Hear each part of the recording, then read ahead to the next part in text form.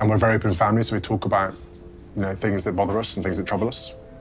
A royal wedding gift stolen in plain sight.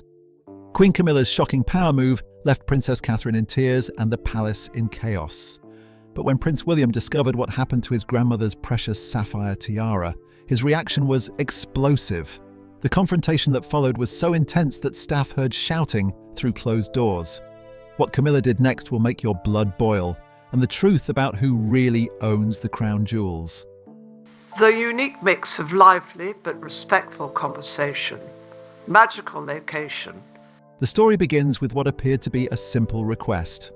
According to palace insiders who spoke to various media outlets, Queen Camilla approached Princess Catherine privately in the weeks leading up to an important state dinner honoring a Japanese delegation.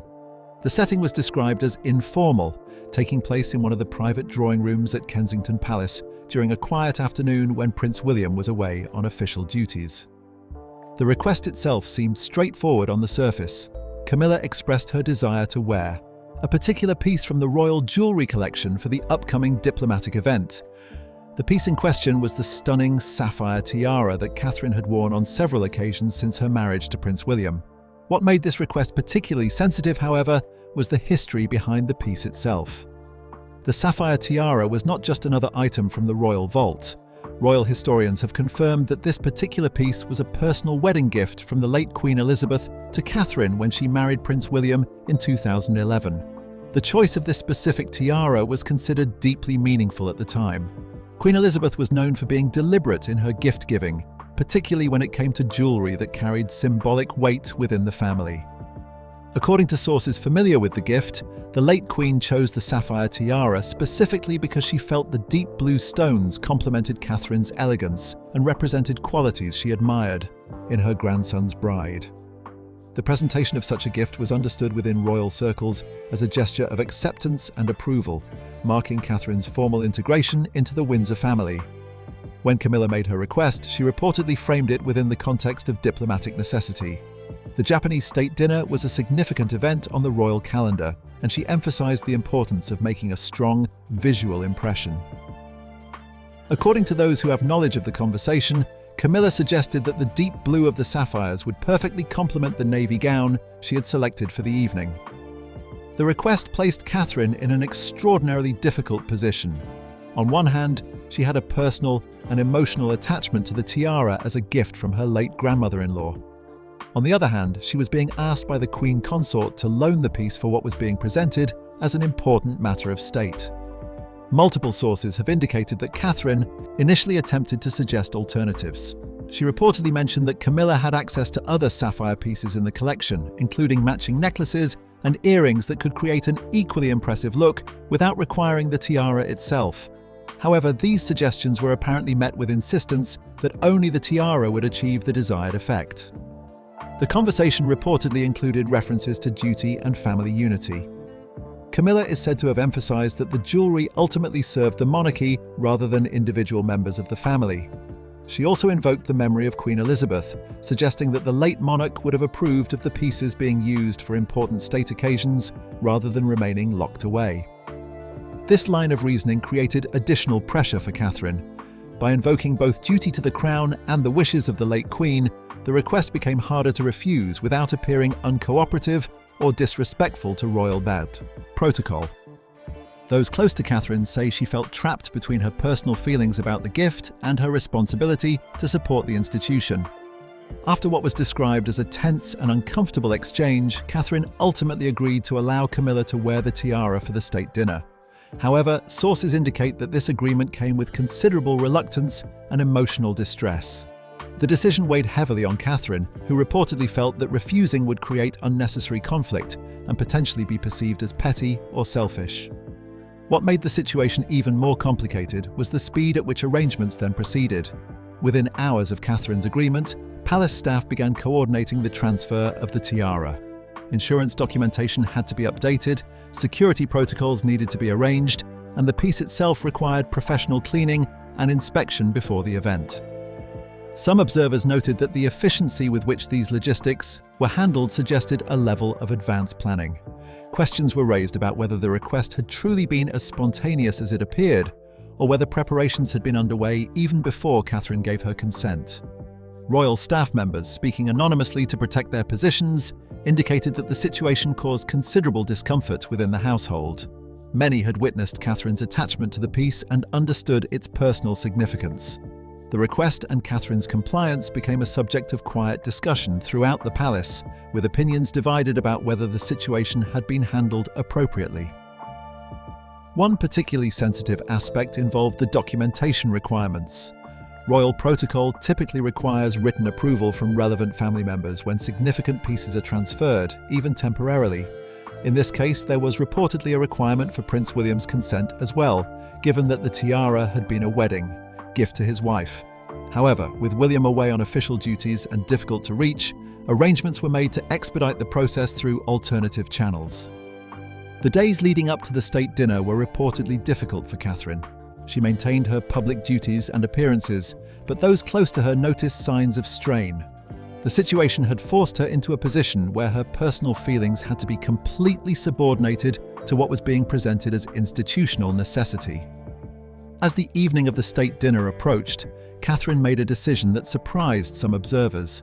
Rather than attending the event herself, she cited scheduling conflicts and remained absent from what would typically have been a significant occasion requiring her presence. Royal watchers interpreted this absence as potentially significant, though official explanations focused on prior commitments. The decision not to attend meant that Catherine would not have to witness the tiara she treasured being worn by someone else. It also allowed her to avoid what would likely have been an emotionally challenging evening, though it raised questions about the true nature of the scheduling conflict that kept her away. The evening of the Japanese state dinner arrived with all the grandeur expected of such a significant diplomatic occasion. The state dining room at Buckingham Palace was prepared with meticulous attention to detail, with gleaming silverware, crystal glassware, and elaborate floral arrangements creating an atmosphere of imperial elegance. Dignitaries from Japan and Britain mingled in formal attire, and the event was broadcast to media outlets around the world. Catherine chose to watch the proceedings from her private quarters at Kensington Palace. While her official absence had been attributed to scheduling conflicts, those familiar with the situation understood the real reason she could not bring herself to attend. The prospect of watching someone else wear her cherished wedding gift in such a public forum was simply too painful to endure in person. As the broadcast began, Catherine sat in front of the television with a mixture of apprehension and resignation. The cameras captured the arrival of guests, the formal greetings, and the elaborate protocols that accompanied such high-level diplomatic events. She knew it was only a matter of time before the moment she was dreading would appear on screen. When Queen Camilla finally entered the frame, the visual impact was exactly what had been intended. The sapphire tiara sat prominently on her head, its deep blue stones catching the light from the massive chandeliers overhead. The cameras lingered on the piece, capturing it from multiple angles as Camilla moved through the reception. The effect was undeniably striking, and the tiara sparkled brilliantly against her navy gown. Royal commentators covering the event immediately praised the jewelry choice. Several described it as magnificent and perfectly suited to the occasion. Fashion experts analysing the evening's looks called it a masterful pairing with the gown, noting how the sapphires added a regal quality to Camilla's overall appearance. The tiara became one of the most discussed elements of the entire evening, with social media quickly filling with comments about its beauty. However, what happened next added an unexpected and particularly painful dimension to Catherine's experience. As commentators discussed the tiara in more detail, providing historical context for viewers, an error was made that would have lasting consequences. Multiple broadcasters attributed the sapphire tiara not to Queen Elizabeth's gift to Catherine, but to the collection of the late Queen Mother. The misattribution was repeated across different networks and platforms throughout the evening.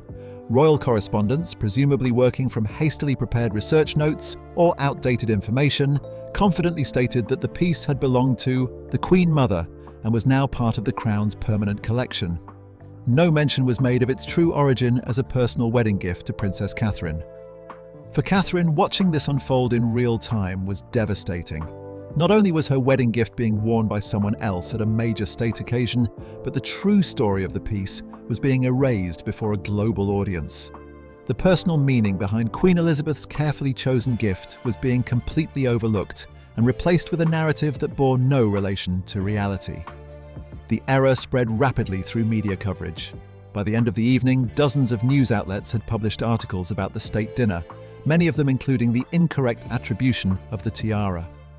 Photographs of Camilla wearing the piece were circulated worldwide, each one cementing the false narrative in the public consciousness. Social media posts from royal watchers and jewelry enthusiasts repeated the misinformation, creating an echo chamber of inaccuracy. Catherine understood the implications immediately. Once such information enters the public record, it becomes incredibly difficult to correct. The false attribution would likely persist in royal jewelry databases, historical records, and public memory for years to come. Her personal connection to the piece and the meaningful gesture it represented from her late grandmother-in-law was being written out of history. Throughout the evening, the cameras continued to return to the tiara. During the formal toasts, as Camilla stood to address the assembled guests, the sapphires caught the light with particular brilliance. Photographers competed for the best angles, ensuring that the images would dominate the next day's newspapers and magazine covers.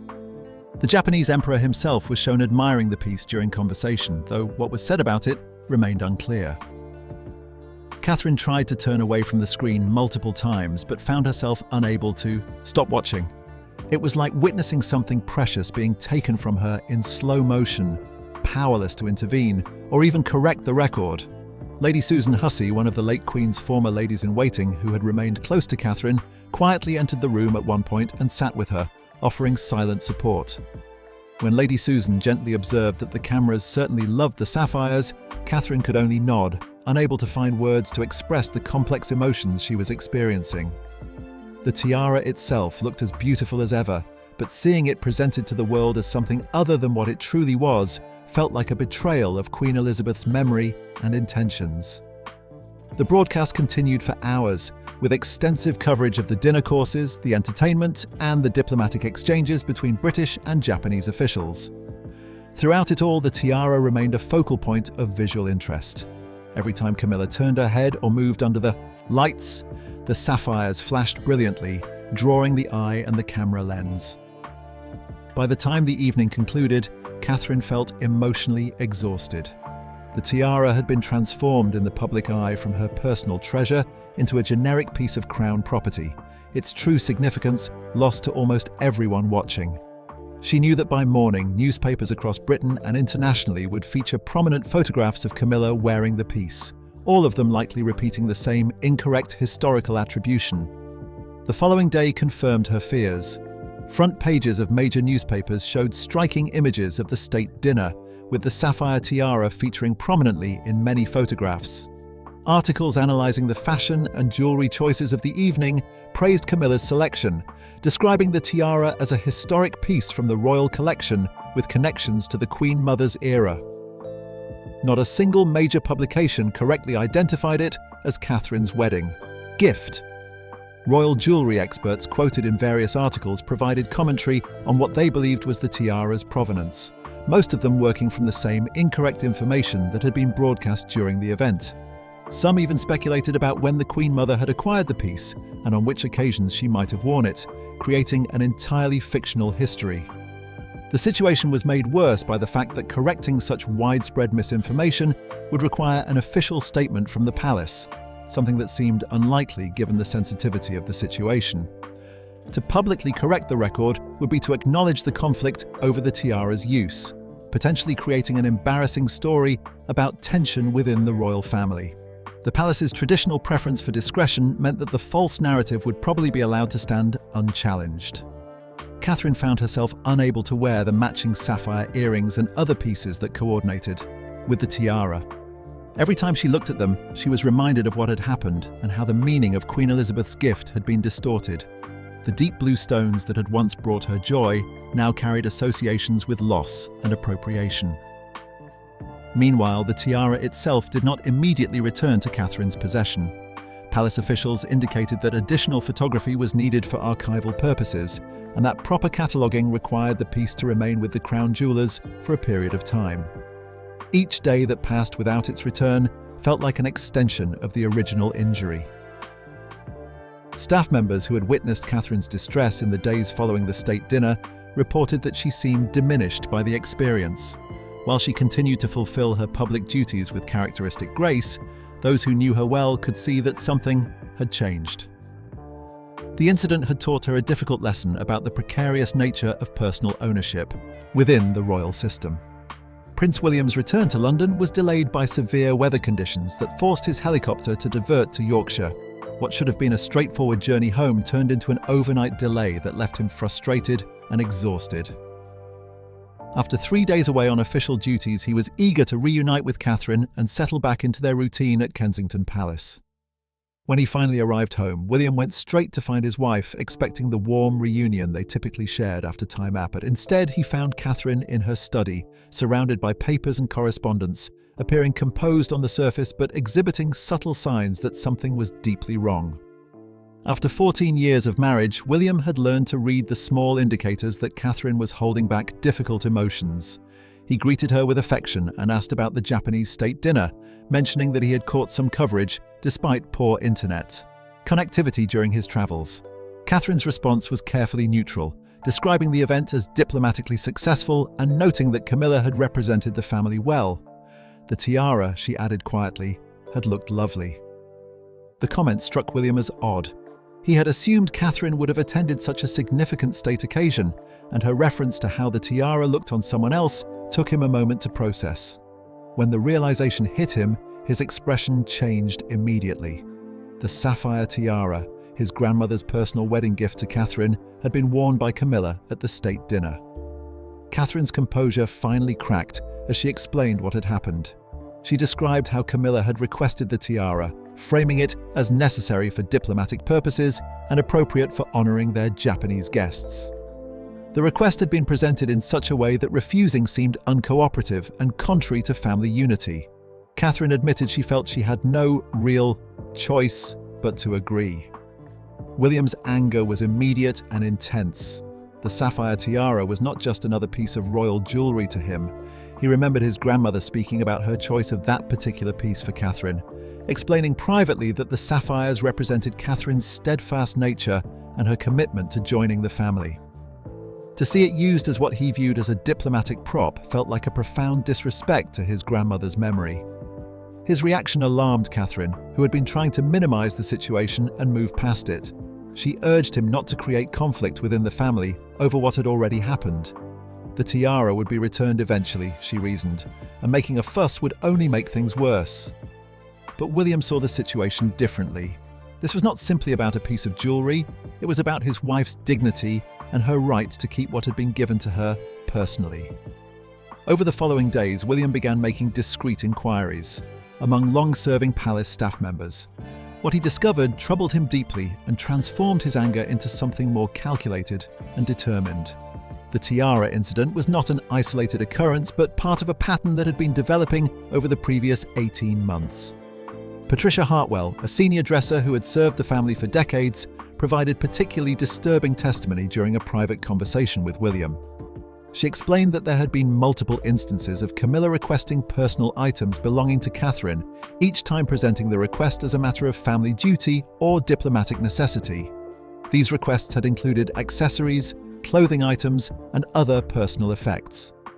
Mrs. Hartwell described how Catherine had complied with each request, but that staff members had observed her becoming increasingly distressed by the pattern. The requests always came when William was away or otherwise occupied, and they were consistently framed in ways that made refusal seem inappropriate or disloyal.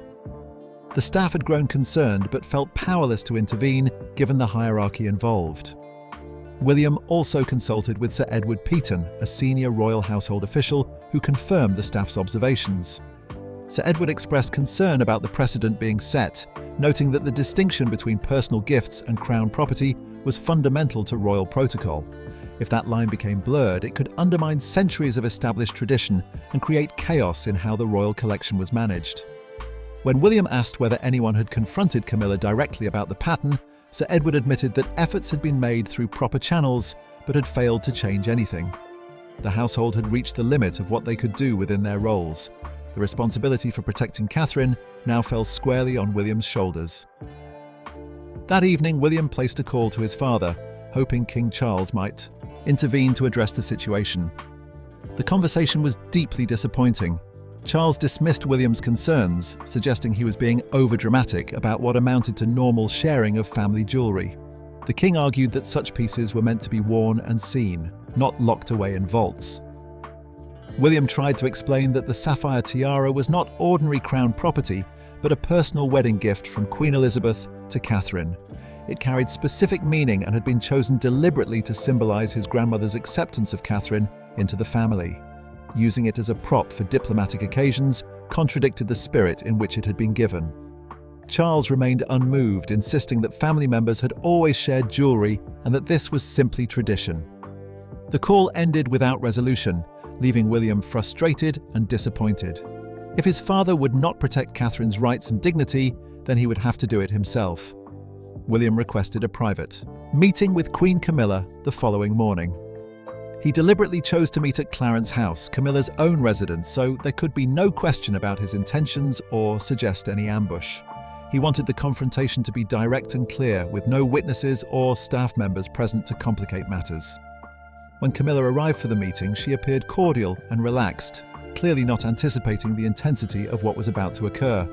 She thanked Catherine for her generosity with the tiara and mentioned how well it had been received at the state dinner. The word generosity particularly infuriated William, as it implied Catherine had willingly and freely offered something she had in fact been pressured to surrender. William did not sit down or engage in pleasantries. Standing in a way that made his anger unmistakable, he stated bluntly that they needed to discuss her treatment of Catherine. The tiara situation, he said, was unacceptable and could never happen again. Camilla's expression shifted from friendly warmth to defensive coolness as she insisted Catherine had agreed readily and there had been no issue. William confronted her with what he had learned from the staff. This was not an isolated incident, but part of an ongoing pattern of exploitation. He accused her of deliberately pressuring Catherine by invoking duty and family loyalty, taking advantage of his wife's desire to avoid conflict and support the institution. The sapphire tiara was his grandmother's wedding gift, he emphasized, chosen specifically to symbolize Catherine's place in the family. Camilla defended herself by citing her obligations as queen consort and the importance of proper presentation at diplomatic events. She argued that the tiara had served the crown by honoring their Japanese guests and that personal sentiment had to sometimes yield to institutional needs. William rejected this argument entirely, pointing out that Catherine had rights that Camilla had repeatedly ignored. The confrontation escalated into a heated argument that could be heard by staff members, despite the closed doors. Voices were raised, with Camilla invoking her status as queen and William countering that she was his father's wife, but would never have the right to mistreat his own. The clash represented a fundamental disagreement about power, precedent, and personal boundaries within the royal family. News of the confrontation spread rapidly through the palace network. By afternoon, competing versions of what had been said were circulating among staff members. Some reported that William had shouted about betrayal and manipulation. Others claimed Camilla had asserted her queenly authority with unusual force. The only certainty was that a serious rupture had occurred, and the household was now divided in its sympathies. The confrontation between Prince William and Queen Camilla sent shockwaves through the royal household that could not be contained or ignored. King Charles received detailed reports from his private secretary about the incident and the carefully worded account that could not disguise the severity of what had occurred. The king now faced one of the most difficult challenges of his reign, mediating between his heir and his wife, two people who were both convinced of their own righteousness and showed no indication of backing down. Charles understood that allowing the conflict to continue unchecked would damage the monarchy itself.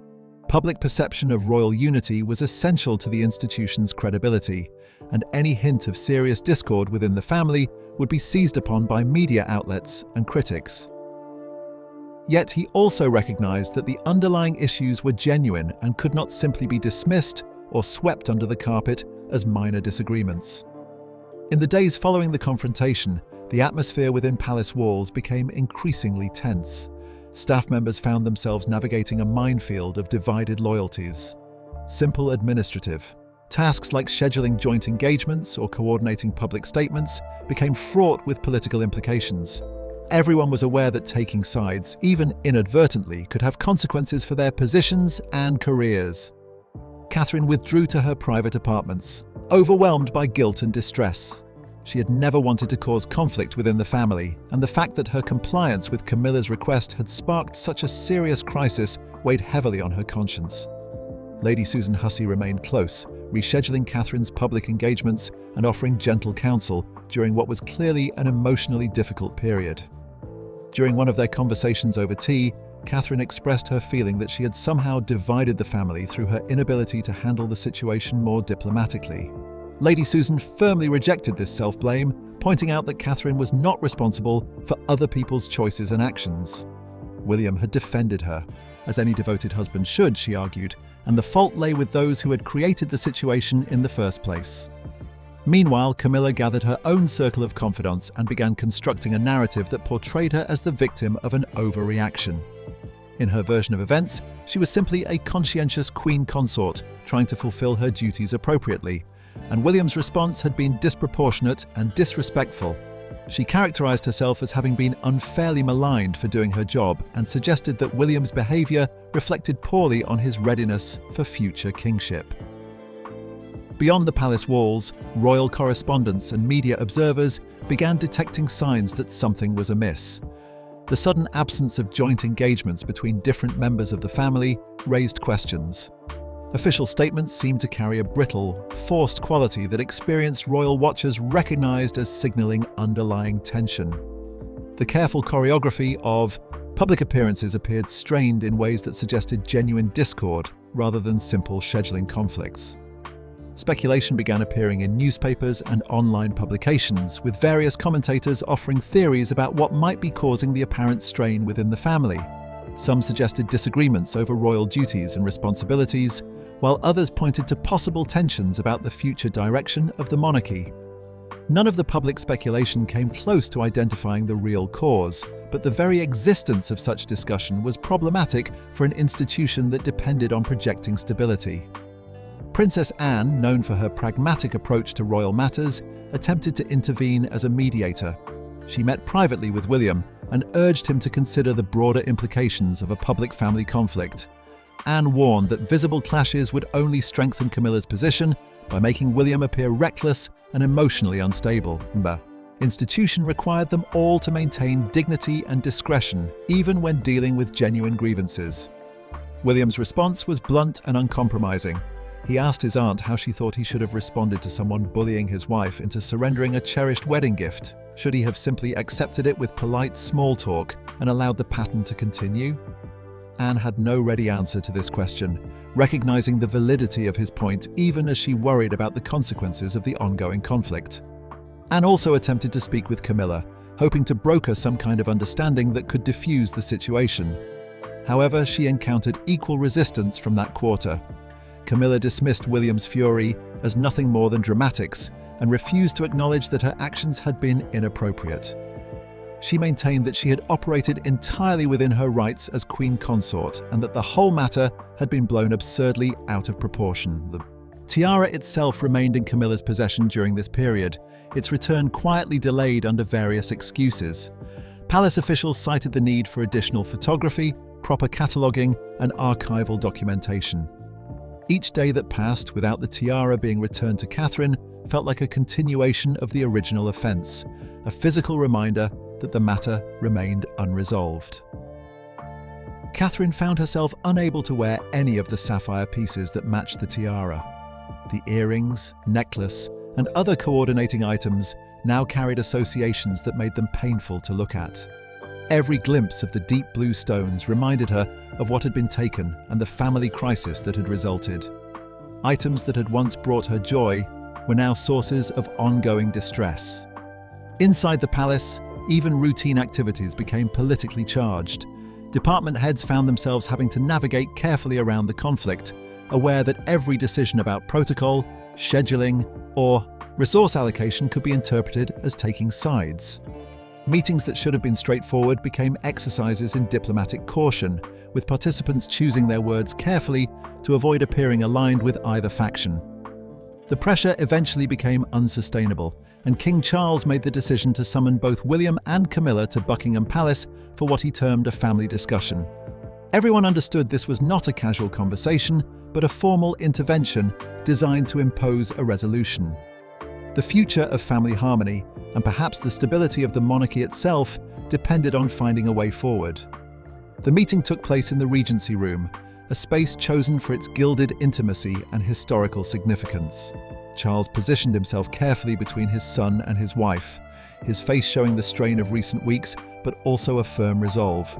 He opened by acknowledging that the current level of discord was unsustainable and that the institution they all served was larger than any individual grievance or disagreement. William came prepared with documentation. He had compiled detailed notes about the pattern of requests made to Catherine over the previous 18 months, presenting each incident with dates, descriptions, and supporting testimony from staff members. His presentation was methodical and calm, stripped of the anger that had characterized his confrontation with Camilla. He outlined how the repeated pattern had created an environment where Catherine felt powerless to protect her personal belongings. Camilla began to respond by invoking her role as queen consort and the demands that came with that position. She spoke about the importance of appropriate presentation at diplomatic events and the necessity of having access to suitable jewelry for various occasions. However, before she could fully develop her defense, King Charles interrupted by raising his hand. What Charles said next was decisive and unambiguous. He stated clearly that the sapphire tiara had been a personal wedding gift from Queen Elizabeth to Catherine. It was never part of the general crown collection, he emphasized, and treating it as communal property available for general use had been inappropriate, regardless of the diplomatic context. The distinction between personal gifts from the sovereign and crown property was fundamental and had to be respected. The impact of the king's words was immediate. For William, it represented complete vindication of his position. For Camilla, it was a public rebuke that left her visibly shaken.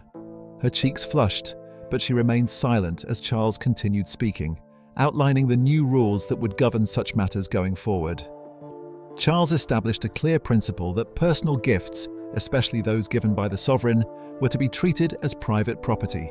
They could only be shared or borrowed if the owner gave explicit, voluntary consent without any pressure or coercion. This rule would apply universally across the family and would be documented in official household protocols to prevent future disputes. William then pressed further, stating that an apology to Catherine was also necessary. His wife deserved acknowledgement of the distress she had endured and recognition that the situation should never have occurred. This demand clearly made Camilla uncomfortable, as offering an apology would require her to admit fault in a way she had consistently refused to do. The silence that followed was tense and prolonged. Camilla's pride clearly battled against the weight of the king's expectant gaze and the realization that continued resistance would be futile.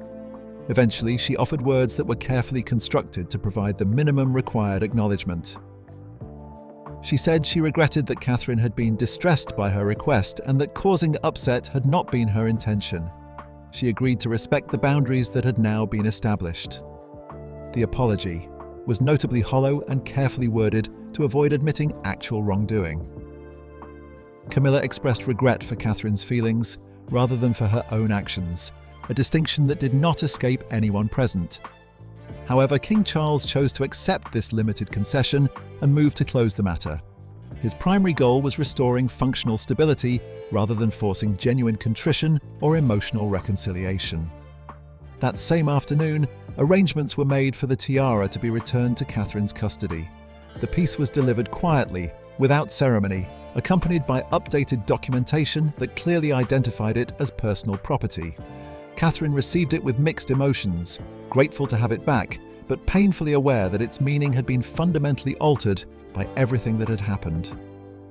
Several weeks later, when Catherine wore the tiara again at a private family gathering, the sapphires sparkled as brilliantly as they ever had. The piece remained objectively beautiful, its craftsmanship and materials unchanged by the controversy. Yet to Catherine's eyes, the light it cast now carried shadows of memory. The tiara had become a symbol not just of Queen Elizabeth's affection and blessing, but also of vulnerability, conflict, and the complicated price of royal life. Publicly, the royal family snapped back into its familiar patterns with remarkable speed. Joint engagements resumed, official statements regained their polished formality, and public appearances projected an image of unity and cooperation. The well-practiced machinery of royal public relations ensured that outside observers saw only seamless coordination and family harmony. Inside the palace walls, however, the landscape had shifted in ways that could not be reversed. William's fierce defense of Catherine had redrawn the invisible lines of power and influence within the family. Staff members spoke quietly among themselves about the change, expressing relief that Catherine now had visible protection and that her quiet suffering was no longer being ignored or dismissed. The incident became known among palace insiders as the night that changed everything, a reference to the Japanese state dinner that had triggered the crisis. The sapphire tiara continued to sparkle at appropriate occasions, but it now carried an invisible weight. It had become a reminder of how quickly the glittering facade of royalty could crack, exposing the raw emotions, fragile loyalties, and power struggles that existed behind closed doors. For Catherine, the entire ordeal served as a harsh education in the realities of royal life. Even something as personal as a wedding gift could become a weapon or a point of contention in the complex politics of the institution. Yet the outcome also demonstrated that she was not without defenders, and that the boundaries protecting her dignity could be enforced when necessary. The crisis had tested the family in ways no one had anticipated, forcing a bad, reckoning that established new precedents for how personal property and respect would be handled in the future.